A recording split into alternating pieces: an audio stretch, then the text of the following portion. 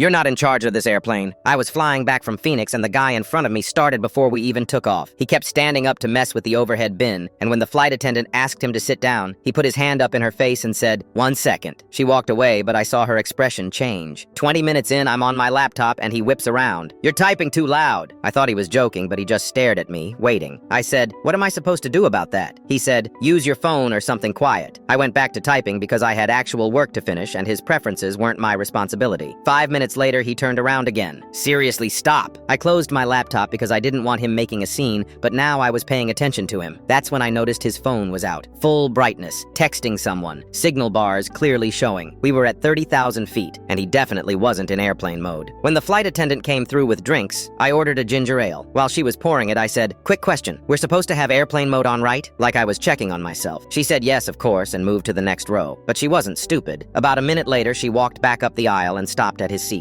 She pointed at his phone and said something I couldn't hear. He tried to wave her off, but she stood there until he powered it down completely. When she left, he turned and glared at me. I drank my ginger ale. The flight went quiet for a while. Then, during descent, the attendant started doing final checks. He had his tray table down with a water bottle, his phone, some papers spread out. The attendant told him everything needed to be put away. He said, "Yeah, give me a second," without looking up. She said, "Sir, we're landing. It needs to be now." He sighed hard and started slowly putting things in his bag, but left the water bottle on the tray. She came back and her voice was different. "Sir, tray table up." He grabbed the bottle and went to flip the tray, but it stuck. He pushed harder and it still wouldn't latch. He was forcing it up and down, getting more frustrated. The tray mechanism was clearly broken and people around us were starting to watch. The head flight attendant came over. She looked at the tray and asked him quietly if he'd had any trouble with it during the flight. He said no, it was fine. She asked if he'd forced it at any point. He got defensive immediately. "No, why would I do that?" But I'd seen him earlier slamming it because his cup kept sliding off. She told him he needed to move to a different seat for landing since the equipment was malfunctioning. He said, "I paid for this seat, I'm not moving." Her tone went ice cold. She explained that damaged equipment required a report, and if the damage occurred during the flight, there would be fees associated with repairs. His whole face changed. Suddenly, he was saying maybe it was already broken when he sat down. She gave him a tight smile and said they'd review everything after landing, but right now he needed to move for safety compliance. He stood up and had to take a middle seat 3 rows back. Everyone watched him walk. After we landed, I was getting my bag when I heard her radio something about passenger in 8B and incident report for damaged equipment. He was still sitting in that middle seat while everyone else got off. 2 crew members were waiting near his row. I walked past him on my way out. He was staring straight ahead with his jaw clenched. I didn't say anything because I didn't need to. All I'd done was ask one innocent question about airplane mode. Everything else was just him being exactly who he was. The guy who thought he could tell everyone what to do finally ran into people who actually had authority. And those broken tray table fees aren't cheap. I know because I looked it up later and they start at $300.